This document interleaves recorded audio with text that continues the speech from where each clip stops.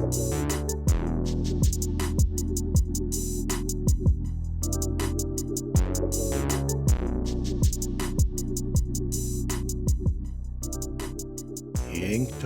2024 for more black and white ink drawings and you can shake a stick at.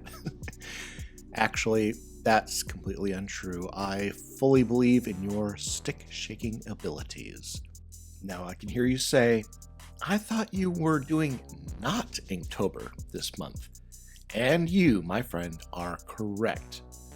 I am doing 3 lists this month. My own Wordle drawing one, which I previewed last week, a prompt list from the Art Hang Party, and then also the official Inktober thing, which I am dubbing this year as Dora the Explorer Goes Camping, and you'll see why. In this video, I'll cover the first 2 weeks of my Inktober drawings for your viewing pleasure. If you are new here, hello and welcome. I am Brian, aka Baru, and on this channel I'm creating, drawing, painting, and doing mostly whatever weird, silly thing comes to my mind for the week. You know, in years past, I probably would have gone a bit more dark and serious with my drawings, but I've really been enjoying doing things that are a little bit more lighthearted. But still, I will attempt to keep my Inktober drawings in black and white, and I'll be using a new, to me, sketchbook. It's Talens Art Creation. I've heard a lot of people love this sketchbook, and so I decided to give it a try. Now, I beautified this sketchbook with a fun sticker from Isabelle Debion, and we are also being guarded from all things not weird by a couple stickers in the background from Debbie Draws Funny. Both of these artists have great YouTube channels that you should definitely check out later if you haven't already. So, getting right into the prompts for Inktober. The first one was backpack. So this drawing includes an isopod, which I've been drawing a lot of this summer. And that guy is either very, very large or the cat is very small. I'm not really sure. But I like the idea of these odd traveling companions in the dusty landscape amid the distant mesas. Looks like fun. And, who is this? A raccoon! And doesn't he just look surprised? I think that's kind of the expression most animals, well, and humans make when they discover one another. Like, whoa, where did you come from? What are you doing here? So this was my creation for the prompt of discover. And yeah, kind of a nice wildlife scene with a little bit of humor. And moving right along to boots. And I can't say where this idea came from or even what this froggy dude is doing. Did he just fish that boot out of the water? And it just happens to be a perfect replacement for the one he's missing? Or is he fishing with the boot? I mean, in either case, this scene is pretty unlikely.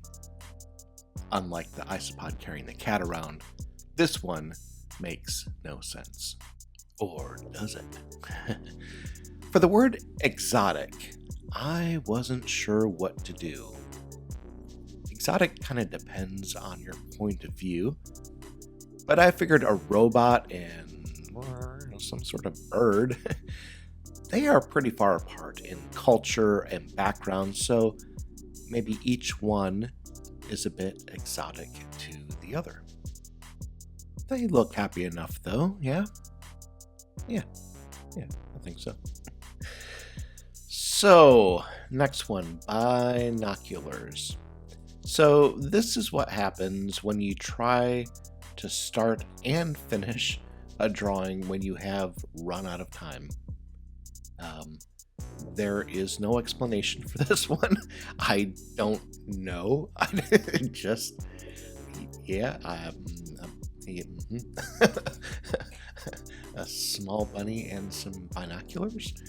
You know, I even have a nice set of binoculars from the 1950s that my grandfather used to work at Bausch & Lomb, and he gave me a set of binoculars, and I didn't even bother to fetch them for a reference.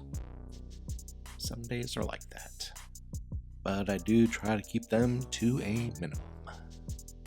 The next word was trek, and I decided to reprise a painting I did earlier this year. And a question arose, where are those isopods going? And, well, I decided to continue the story. And I really like this drawing and the whole idea of these mushroom-laden roly-polies. And on my channel, I will sometimes interview characters in the drawings to get more insight. And I decided to visit with the mushroom mecca because I want to know, what is the draw? I don't know. Well, let's see. We are the mushroom of oneness, ever present, but not part of this world, man. Isopods take this most radical trek to find enlightened mushroomment and to chill with the sweet sounds of sitars. We will wait for you. We have always waited for you. And yet, you are already here.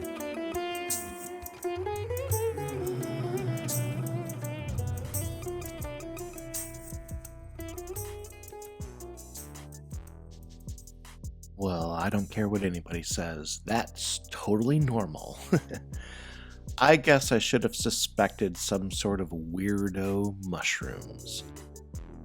And speaking of taking a trip, passport is our next prompt, and honestly, I wasn't feeling very inspired with this one. I just began doodling, and this happened. I do like the perspective of it, though, and the fact that a rabbit has a passport. But other than that, I think this is kind of forgettable. In some of my other drawings this month, I've been toying with these comically big cowboy hats.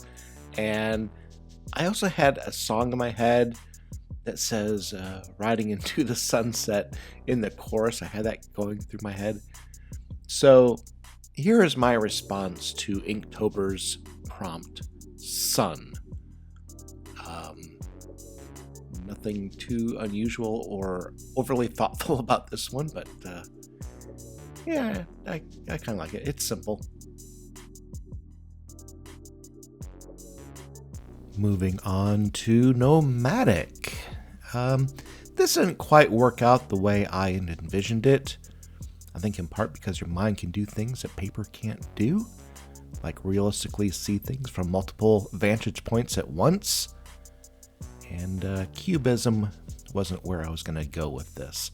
You can see from my sketch, I had wanted to put a little creature in there along with the turtle as a companion, but that didn't really work. And also I had wanted this big Bedouin structure, but I had to opt for just a little simple tent because I was working pretty small. I couldn't do everything that I had envisioned, but the idea gets across, I think, overall, or maybe it doesn't. Doesn't matter. I finished it. And what is an exploring theme without some snacks? No sort of exploring that I want to do, that's for sure. I decided to go back to a painting that I did earlier this year where wildlife makes some drool-worthy s'mores. And if I were going to do this ink drawing again, I think that I would have been more mindful of the emotional element like this in this painting here. The marshmallow toasting frog is clearly pleased. He's having a great time, even defrosting his toes a bit. This ink drawing, the bear is, well, he's a bit matter of fact. So, happy snacks versus serious snacks.